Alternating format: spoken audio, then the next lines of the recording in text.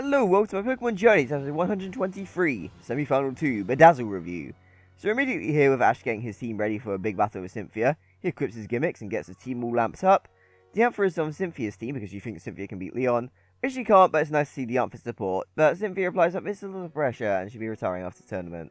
Gee, I wonder if the Ash battle will reinvigorate her. The two competitors enter the arena, and after the rules are explained, Ash sends out Dragonite and Cynthia sends out Spiritomb. It doesn't really go too well for poor Dragonite, as they're interrupted launching a Draco Meteor, and even after hitting one, they end up getting put to sleep and hit with Dream Eater. Instead of recalling Dragonite, Ash tries to bet on it waking up, but just doesn't happen, which takes Dragonite out. Ash definitely could have used Dragonite a lot better, and as Go puts it, Dragonite barely did a thing. I do like seeing Spiritomb used by a trainer though. This is something we haven't seen at this point, and Cynthia certainly stands out beyond the two we've seen so far. Cynthia recalls Spiritomb and sends out Roserade. Roserade her from Legends Arceus specials. Man, I should review those at some point. Gengar is sent out to battle, but it's not really a bad matchup, even if Roserade's grass moves do get some hits against Gengar. Will-O-Wisp burns Roserade, which gets Cynthia to recall it and brings Spiritomb back up. They fire off feint attack and Dazzle beam at each other, and Gengar goes down. Man, I wonder if the people who complained about Ash's Pokemon picking up easy knockouts will complain about Gengar and Dragonite going down a few hits to her.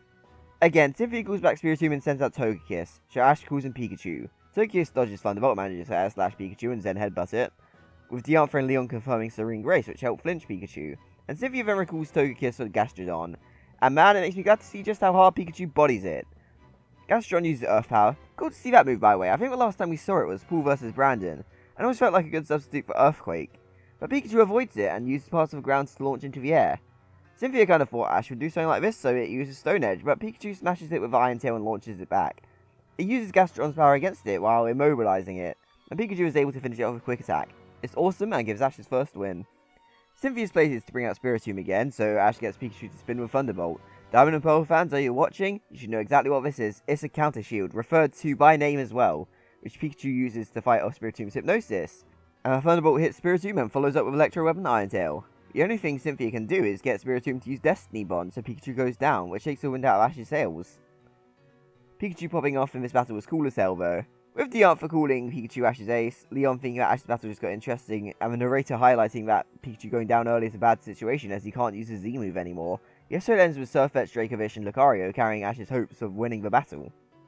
This is a pretty good episode. I'm all for random Pokemon just popping off, especially if they're not a threat in the games like Spiritomb is. So seeing one finally on the Commander Trainer and having it do well is really fun. The thing was a menace, taking out the Kanto side of Ash's team. And also, yeah, I like that actually did a good job at thinking you that there's a lot more tension than there technically is. I know that might be confusing to say, but Ash doesn't really end up in that much worse of a position than Cynthia. Now don't get me wrong, Pikachu going down isn't nothing, and he's lost 3 Pokemon while she's lost 2, with a Roserade that's taking damage and is burned. They're fighting fairly evenly, and while Pikachu ultimately is Ash's ace and Grace's partner, Lucario isn't nothing. And I think we'd like to see the Mega Evolution come out as Pikachu can't use its Z move and Gengar can't Gigantamax. When it comes down to all of Cynthia switching, maybe it's hurt her too. She got Roserade hurt, and she didn't need to. She revealed her Togekiss when it could have been used as a surprise. It's definitely not like she's done anything wrong by switching, but it's only giving me Ash more information that could give him the upper hand in the end. So yeah, this is a pretty alright episode. Good start to Ash vs Cynthia.